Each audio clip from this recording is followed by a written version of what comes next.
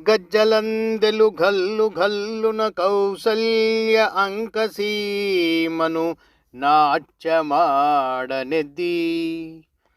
లోకపావని అయిన ఆకాశగంగకు జన్మ కారణమైన స్థానమెద్ది.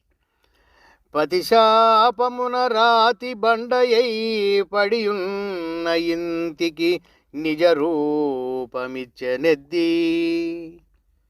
జానకీదేవినిచ్చుచు జనకరాజు కనక పాత్రన పన్నీటిని కడిగనెద్ది.